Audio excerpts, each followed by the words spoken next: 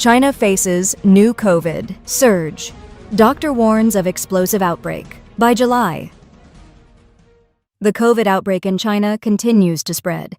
Data released by the Chinese Communist Party, CCP, shows that the number of confirmed cases has been rising for several consecutive weeks. Residents in many regions have reported widespread infections around them, with many developing severe symptoms such as white lung. Cases of sudden death among young and middle-aged adults have surged, and crematoriums now have long waiting lines. A Chinese medicine practitioner predicted that if the outbreak continues to intensify, it may reach an explosive phase by July.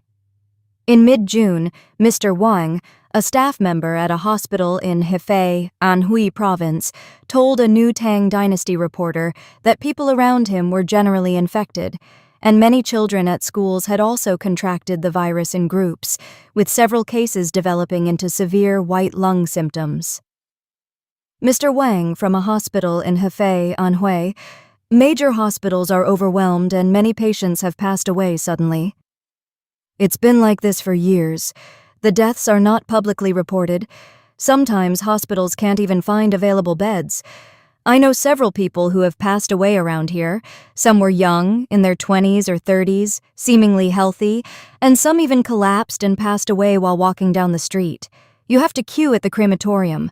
It's been like this for several years. Due to the large number of deaths, the funeral supply business is booming, with the prices of coffins and burial plots continuously rising. Mr. Wang: Our crematorium is now privately contracted. After cremation, if you want to bury the body in a rural area, it adds an extra step. It's wasteful. Public cemeteries have always been expensive. Some plots cost tens of thousands, some over 100,000, depending on the location and exact spot. Burial in the ground is not allowed here. It's strictly enforced. If you're caught, there will be fines. Previously, residents in several regions revealed that due to the overwhelming number of deaths, some areas in populous provinces such as Henan and Jiangxi had reopened ground burials to ease the burden on crematoriums. Mr. Hao from Anyang, Henan, told a new Tang Dynasty reporter that in recent years, many people in the area have passed away suddenly without any known cause. Mr. Hao from Anyang, Henan: Our city is relatively small, but there are quite a lot of sudden deaths. This year, more young people are among them, those in their 30s and 40s, even 50s. I personally know 2 or 3 cases. They weren't that old and had no underlying conditions. It said they passed away from heart disease, but they didn't actually have any heart issues. In terms of the nature of infectious diseases, by June and July, I'm afraid the situation could become very serious. Wave after wave of the pandemic has struck, and many people have experienced strange symptoms after being infected. According to data released by the CCP's Center for Disease Control and Prevention, the number of confirmed COVID cases has continued to rise for several weeks. In May alone, over 440,000 new cases were reported nationwide, and the COVID positivity rate among influenza-like illnesses climbed to 22.8%. Liu Kun: Our family happens to specialize in treating illnesses, particularly in traditional Chinese medicine. A while ago, children were getting hit hard. Now it's more adults, and many of them seem absent-minded, as if their souls are not in place. I feel like there's some sort of force accumulating. The key thing is today's students. I feel like they've lost their vitality. Even some teachers suddenly become absent-minded, start forgetting things, and their eyes seem off. Paranoia is increasing, and quite a few people are coming to me for help. Beijing in panic. China's economy plunges off a cliff. While China and the U.S. are still locked in tense trade and economic talks in London, alarming new economic data from China paints a bleak picture. Both consumer demand and product prices are plummeting. Imports and exports have fallen far more than expected, igniting deepening fears of a full-blown economic crisis. On June 9th, China's General Administration of Customs released its May trade report. The most shocking figure: exports to the United States plunged by a staggering 34.5%, the steepest drop since the pandemic began. Meanwhile, deflation continues to grip the country. The Consumer Price Index, CPI, fell for the fourth month in a row year-on-year, and the Producer Price Index, PPI, plunged 3.3%, the sharpest decline in nearly 2 years. US-based economist Chung Xiaonong told Radio Free Asia that these datasets reflect the severity of China's deepening economic woes. He emphasized that even with official data being beautified, the scale of the collapse is undeniable. Chung warned that June's export data to the US could look even worse. Chung also highlighted that while the Chinese Communist Party, CCP, continues negotiations with the US in London, despite not honoring the Geneva Agreement, the core disagreements remain unresolved. For an export-reliant economy like China's, the damage from accelerating capital flight far outweighs any diplomatic gains. Foreign investment is expected to decline month after month, with a looming drop in global orders. China's retreat from its role as the world's factory is no longer a distant possibility. It's already underway. He further warned that the simultaneous decline in both exports and imports, coupled with falling CPI and PPI, is a red flag signaling rapid economic contraction. This dual deflation could push China's economy off a cliff. Shrinking imports today suggest fewer exports tomorrow, confirming that the downward spiral is far from over. Economist Xi Ling echoed these concerns in an interview with Radio Free Asia, stating that it's uncertain whether the London talks will yield real breakthroughs or when any agreements would even be implemented. But one thing is already clear. The double dip in CPI and PPI points to an ongoing collapse in consumer prices. Even if both sides reach a consensus, China is unlikely to escape the vicious cycle of collapsing demand and cutthroat domestic competition. Xi Ling added that the biggest fear among Chinese citizens today is whether the economy will ever bounce back. The CCP's latest moves appear more symbolic than substantive.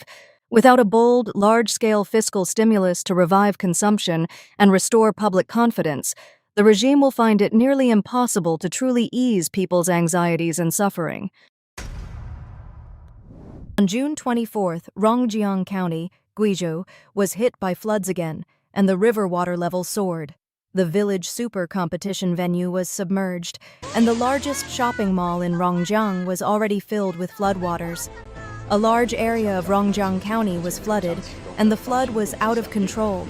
According to reports from China News Network and other mainland media, in the early morning of June 24th, due to the combined effects of continuous heavy rainfall and upstream water, the water levels of many rivers in Rongjiang County, Jiandongnan Prefecture, Guizhou Province, continued to rise rapidly, and it is estimated that they have exceeded the level of floods that occur once in 30 years. Many local netizens posted videos of the flood situation, and some videos showed that Changqi Plaza, the largest and busiest shopping mall in the county, had been flooded, and the flood inside the mall was backflowing like a waterfall. At noon on the 24th, many merchants in the mall confirmed the incident to mainland media. One of the merchants said, "The flood rose in just a few minutes. There was no time to move the goods. The loss was huge." Sister Wang, who sells children's clothing on the second floor, stamped her feet anxiously. "The summer clothes I just stocked are all soaked, hundreds of thousands worth of goods." The roller shutter door of Mr. Yang's shop next door was squeezed and deformed by the water pressure. Red Star News reported that aerial video provided by a resident of Rongjiang County showed that the village super stadium, which was still hosting games not long ago, had been completely submerged by the flood, and the urban streets around the stadium were also extensively flooded.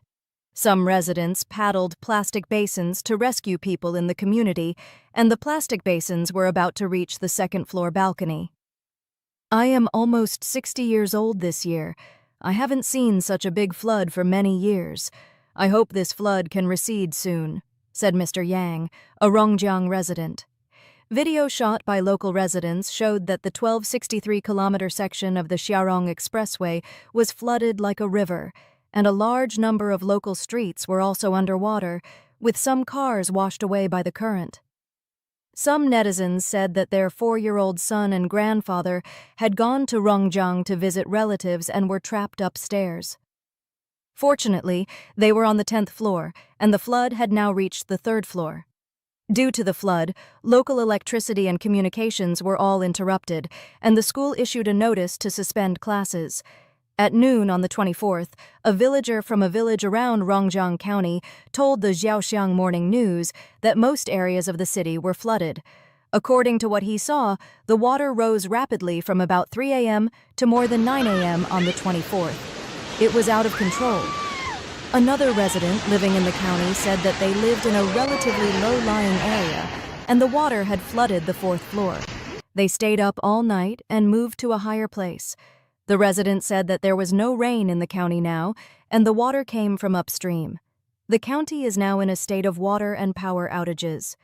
At present, the areas seriously threatened by floods include Jinhai Bay, Jiangjing-Mingcheng, Hexi, Shuifu, Coral Sea, Jiangshanli, Tianyu, Hongkun, Wandu, Futai, Shanshui Rongcheng, Gurong Mingyuan, and other communities and surrounding areas in Rongjiang New City. The Guizhou Provincial Meteorological Observatory predicts that Guizhou will see a new round of heavy rainfall from the night of the 24th to the 27th. Combined with the impact of previous rainfall, the risk of secondary disasters such as river floods, mountain torrents, geological disasters, and urban and rural waterlogging is high. The topic of large-scale flooding in Rongjiang City, Guizhou, was pushed to the hot search, attracting public attention and heated discussion. Xiaomai has an idea. The floods in the south have been going on for a few days, but they can't get on the hot search. Zhaoqiang has something to do. The floods in Hunan have just receded. There is too much rain this year, which easily causes disasters. No, one who does not fight with things. Is it caused by natural disasters or man-made disasters?